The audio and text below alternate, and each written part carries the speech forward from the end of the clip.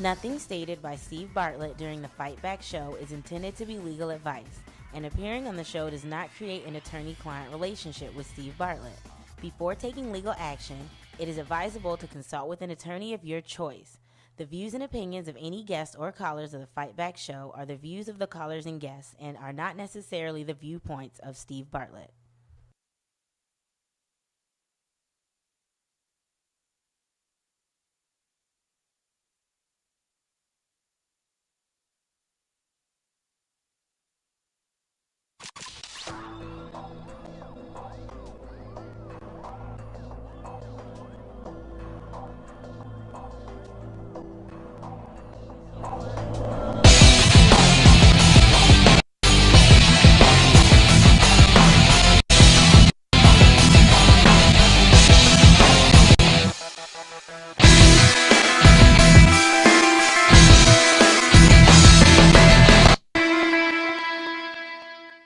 You need to hire an attorney who is not afraid to fight. Steve Bartlett is an experienced board-certified criminal attorney who practices in the Tampa Bay area. Steve can represent you in any criminal, family, civil injury, or bankruptcy case. Call 727-942-1000. That's 727-942-1000 for a free consultation. Offices in Tampa, Clearwater, and Newport Richey. You need to fight back. Hi, welcome to Fight Back. I'm Steve Bartlett. Thanks for coming back and checking out my show once again. And I want to start tonight's show with a riddle. See if you can figure it out. Let's say there's a four-way intersection, and in the middle of the intersection, there's a $100 bill. On the north side of the corner, there's Santa Claus. On the south corner is the Easter Bunny. On the east corner is Rick Scott. And in the west corner is a welfare queen, a typical welfare queen. Now, there's a $100 bill in the middle. Here's the question. Who will get the $100 bill first? A, Santa Claus. B, the Easter Bunny. C, Rick Scott.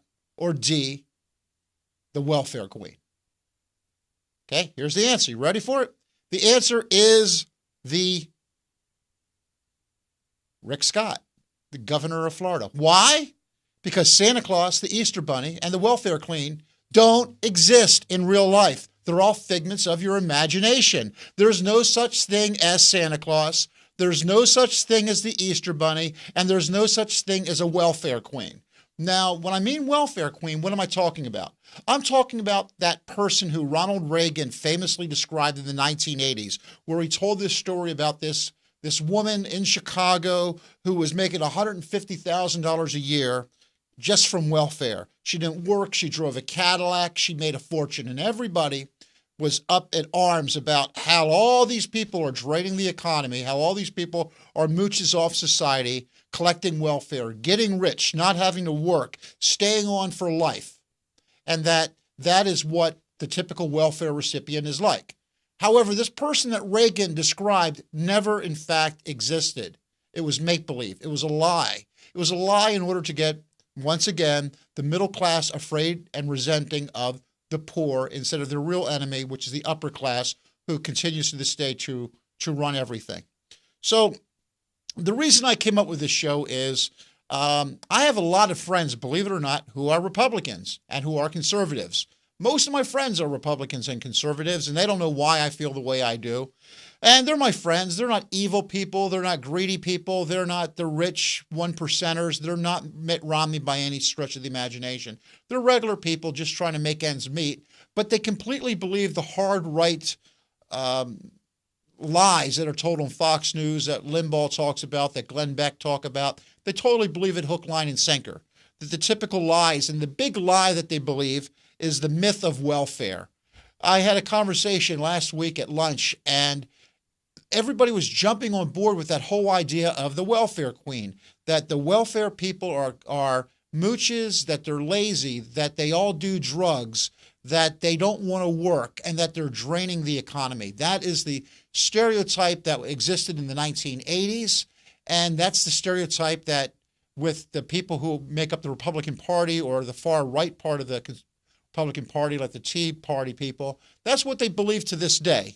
So I want to set the record straight by explaining to you how the welfare system actually works in this country and who's actually on welfare and what the effects are on our economy. First of all, what is welfare? Okay, we call it welfare. Well, welfare used to be a program called the AFDC, which was Aid to Families with Dependent Children. That used to be the old welfare program. Bill Clinton, Democrat, ended that in 1996 with a new law called TANF, which stands for Temporary Assistance to Needy Families in 1996. Bill Clinton, TANF. Okay? Now notice the first word. The first word is temporary.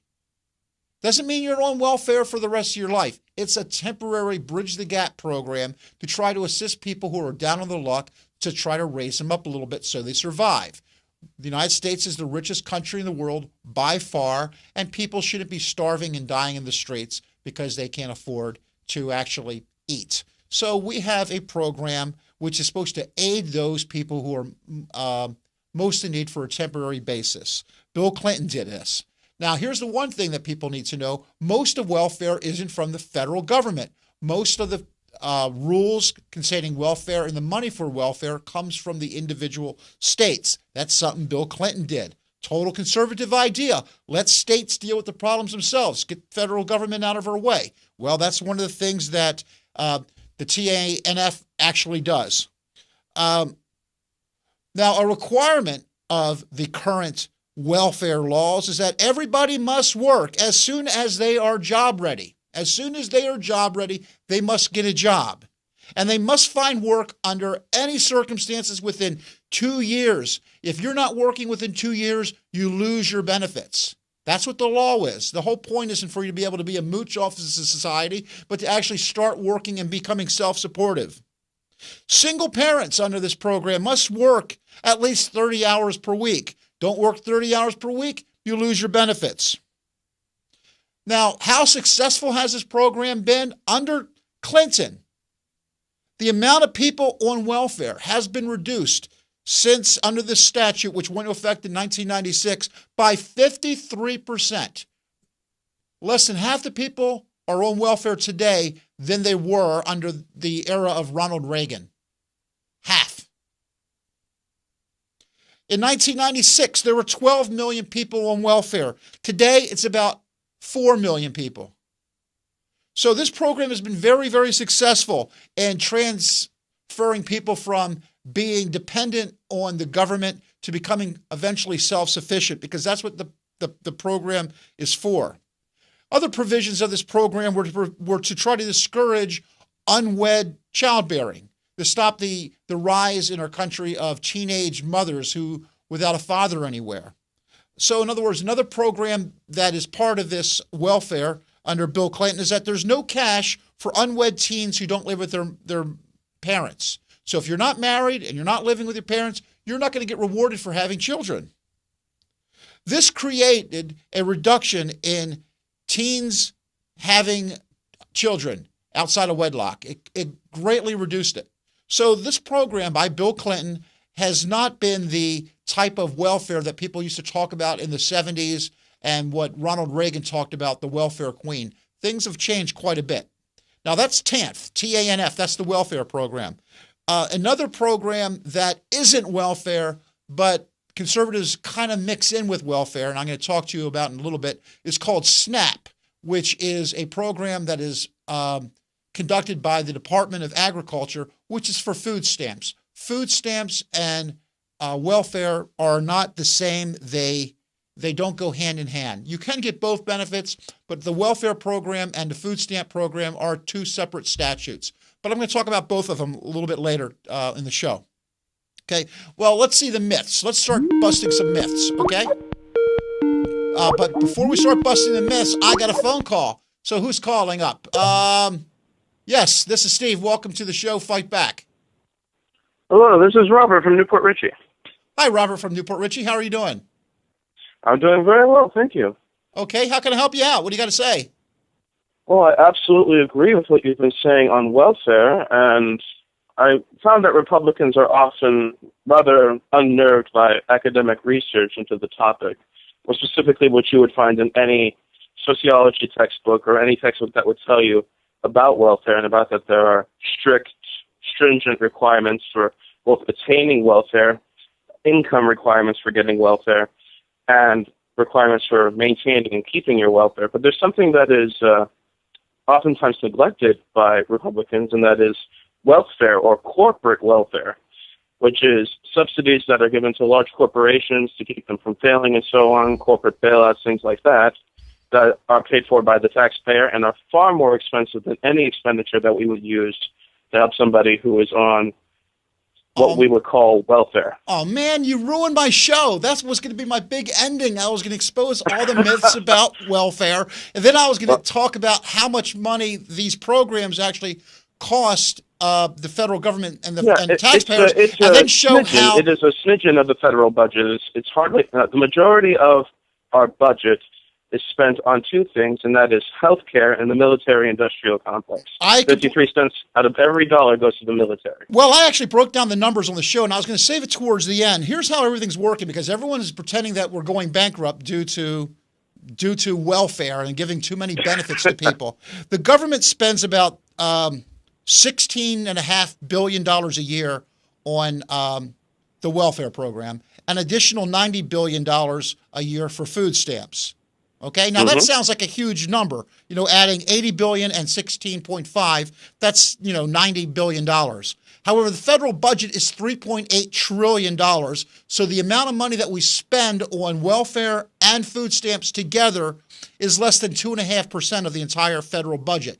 You compare that to the military. Correct. The military, okay, is 7 times larger than the amount of money that we spent on welfare and food stamps combined. 7 times larger in order to just blow people up and blow up countries, and which results in more people who have to actually be on welfare when veterans come home and they're disabled and they don't have any money and they don't have any opportunities and they're suffering from post-traumatic stress. So, quite apart from how justified, I don't think they are really justified, our foreign adventures into these third world desert nations are to bring freedom and prosperity or what have you.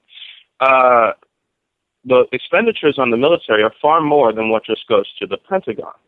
The expenditures on our military are also expenditures that go to private programs like the CIA, Black Ops program, CIA, FBI, so on, NSA, and the expenditures that we are using for all the drones that are coming and so on. It's just a huge amount of money. It's far more money than what just goes to the Pentagon every year, which is what people think the military budget is. If you work out the numbers, it actually comes to about 53 cents on the dollar. 53 cents of every dollar goes to militarism, and also for veterans hospitals and so on, and correcting the damaged goods when they come back home. Well, President Eisenhower warned that the military-industrial complex would get a grip on our country that would never be, that we never let go of. And that seems like it's based upon fear. Back in the 50s, we were all scared of the Russians. The Russians are going to come over. And now it's the fear of terrorism. So, the whole idea is to pump this money, which gets the richer wealthier based upon fear by, increasing constantly military spending. And even though, I like Obama, military spending has not gone down under Obama. It's gone up dramatically, correct? Absolutely. Unfortunately, I would have to agree with that. But I would say that that's a systemic change more than anything that has to do with Obama. In other words, I'm saying it doesn't matter whether it were a Democrat or a Republican in office. I completely agree with you. Now, the increasing military spending is something that has been systemic ever since the end of the Second World War. Mm-hmm. Now, last week on my show, I talked about something similar, which is the criminal justice prison system being very similar to the military, is because there's a huge amount of spending that's being done on the local level in order to prosecute people for different crimes, and it has the same basic idea of instilling fear in the public. If you instill fear in the public is willing to write a blank check. And Absolutely, that comes directly from Shakespeare, in fact. What's the quote from Shakespeare? That's something that comes directly from Shakespeare. Cry havoc and let's slip the dogs of war. The only thing I know from Shakespeare is let's kill all the lawyers. So,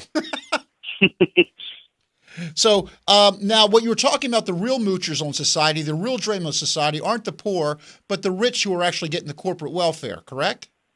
That is absolutely right. Now, I read some statistics that in the tax code, the tax loopholes, the ones that Mitt Romney vaguely talked about but never was specific about when he was running for president, that, the loopholes such as allowing low tax rates on capital gains, that government giveaway by giving these corporate tax holes actually costs about $1.18 trillion a year of our federal budget, which is 12 times larger than what we pay for welfare and SNAP together. Oh yes, there's no question that the expenditure on the two things they're not even in the same universe. It's just an outrageous amount more that we're using to bail out large firms and corporations and so on. It's sickening. And not only that, but I don't know if you remember during the bailout that was occurring during the beginning of the end of the Bush administration and the beginning of the Obama administration, but we were assured that nobody would receive what they would call a golden parachute, which essentially would be a very large bonus increase in funds or salary for any of the people who were heading up these corporations. And in fact, many of them did receive golden parachutes, and some of them many, many millions of dollars apiece. Well, they own Washington. The same people who own the strings for the Democrat Party pull the strings for the Republican Party. I mean, the same group of people who were part of, the Treasury Department and the SEC under Bush are the same people under Obama. I mean, Obama tried to put Larry Summers, Yes, Larry Harvard Summers, man, that's right. President of Harvard University. Yeah, I mean, Larry Summers, if you people have ever seen the movie The Social Network, Larry Summers was the president of Harvard who said, no, you're not, the fact that they stole our idea, you Winklevi twins, is not a reason for the university to get involved. That guy, total corporatist, total Wall Street insider, that's who Obama wanted to put in charge. Now, that's absolutely right, yeah. And I think perhaps Janet Yellen heading up the Fed, it's not going to be much different because she's also an insider who's been there forever. And I really don't think that the Fed is going to be taking a different direction, whether or not it would be Janet Yellen or Larry Summers. Right.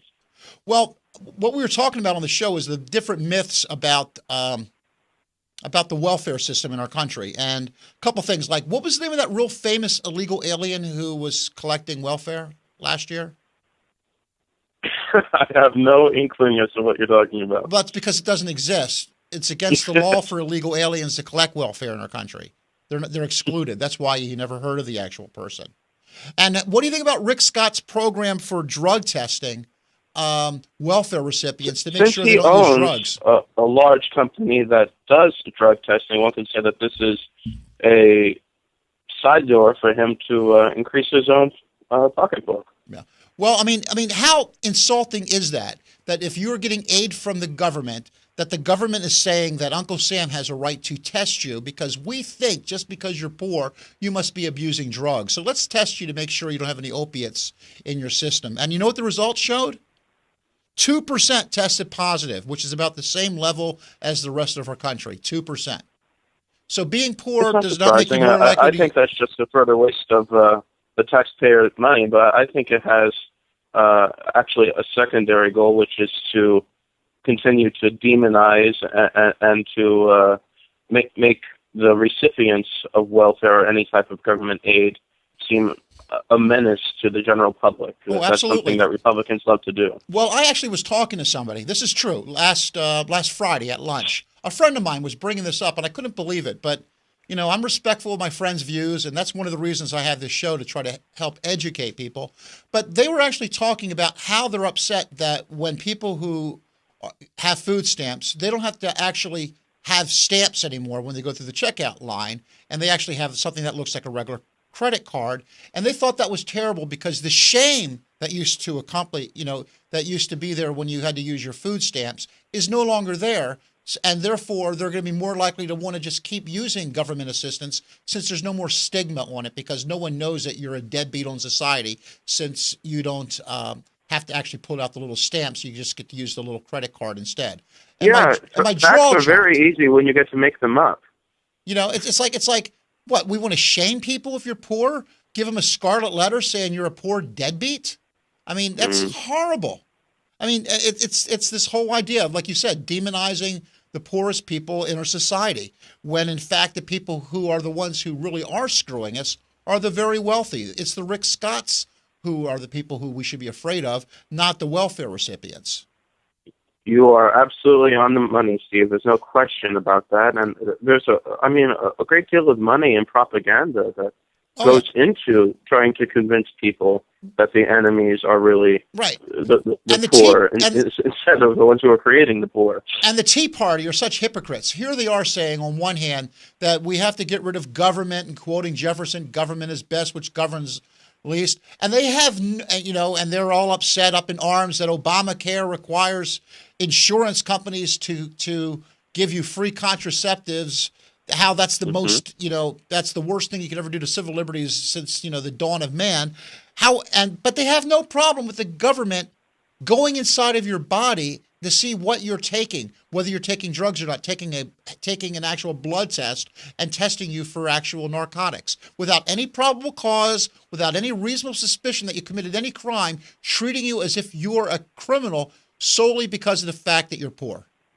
Yes, well, the people on the right tend to have a great deal of hypocrisy when it comes to government intervention. They're perfectly happy with any type of government intervention so long as it's militaristic, or if it's government intervening to make sure that certain people of the same sex cannot get married, or government intervening to make sure that women don't have control over their reproductive issues. They're perfectly happy to allow the government to intervene with those issues. Well, there's one conservative. Assist the poor. The government absolutely must be stopped. There's one conservative, however, who isn't like that, who's not a hypocrite, and I have to actually give a shout out to. Have you ever heard of Judge Mary Scriven? I have not. Judge Mary Scriven is a conservative judge appointed by George W. Bush himself. Okay? Federal judge in the state of Florida. And this year, Happy New Year, she wrote a decision that declared the law in Florida that requires drug testing of welfare recipients to be unconstitutional. A conservative judge actually ruled that it is a violation of your constitutional rights to actually be forced to give a drug test solely because you're poor.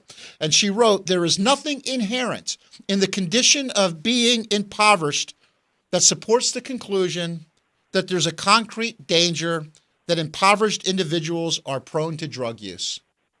Well, the honorable jurist is absolutely right. And it's a little more than character assassination to say that you're poor, therefore you're some sort of criminal, you're on drugs, what have you. There's absolutely no. In fact, I've there are far more members of Congress who have been shown to have been on drugs than the poor who are receiving welfare. Yes, exactly. Hey, have you? Do you know how much money people get who are getting food stamps? You know what the average payout is for that? How much money they get for food stamps? I know that it has been decreased recently with the budget that was passed, but I know that it is it's lower than what it was, and it was not very high to begin with. It's really a piddly sad amount. Right. Well, because my friends who I was talking with last week were telling me that they know all these people who are buying lobster and expensive champagne with their welfare benefits and their food stamps. That's how they eat. They're eating steak dinners, and they're eating prime rib and lobster and surf and turf, and I'm eating, hot dogs, and these people have food stamps. Well, the average, I think for families it's somewhere around $250 a month, around that. Well, it turns out it's about $6 a day per person. So $6 a day. So that means you get $2 for breakfast, $2 for lunch, and a whopping $2 for dinner. Now, I don't know where you can eat for $2 for breakfast. Do you? Yeah, you'd have to. Each person can have an egg. You can have one whole egg? I think each person gets to have one whole egg. Okay. Or you could just skip, breakfast and have 2 eggs for lunch. Yeah, there you go. That's eating like a king. I think so. Or actually, this is not a lie. I actually have 2 people in my family right now who eat for about, $6 a day. And that's true. Yes, it's depressing. And every morning, my 2 cats wake up and they meow until I feed them, and put the little cat food in their bowl. Yes. And they really appreciate it. And I'm just, and they don't realize how lucky they are that, they don't have to be, paid by Uncle Sam for that privilege of being able to, eat the cat food that I buy them. So for $2 a day, the government can actually give people not only dry cat food, but probably the wet, expensive cat food for people who are needy. And that's got to change. It's too many poor people just want that, are just greedy and just want to eat that expensive gourmet cat food every day for the $2 each meal. Indeed. I mean, the president took a lot of flack from the right for increasing funding at the beginning of his term to the food stamp program, what's called SNAP. SNAP. Yes. And the reality is that that needed to be done because of the economic collapse that our country was undergoing. There are people who are losing their homes, people who are losing their savings, people who were losing everything in this financial collapse. And we had more and more people who needed to be on the SNAP program, which is why the funding was increased. But the right was painting it as if the president is just wanting to give away money to deadbeats. Right. And people don't realize how this drives me crazy. People who are the most conservative, who are totally obsessed with the concepts of spending money, have no idea how economics works, do they? Not at all. In fact, I mean, there have been papers that have been published in certain publications that say that SNAP is actually beneficial for the economy because there is a circle of economics that goes on between the distributor, the truck driver, the people who have to provide the food and so on, and the stores to stock the food. Right. If people are able to buy this food, it actually increases profits for all of these individuals. Well, here's an example. The farmer, the store stocker, and so on. Right. Let's say somebody's a hairdresser and she cuts hair for a living, and every month a woman comes in, gives her $20 and gets her hair cut.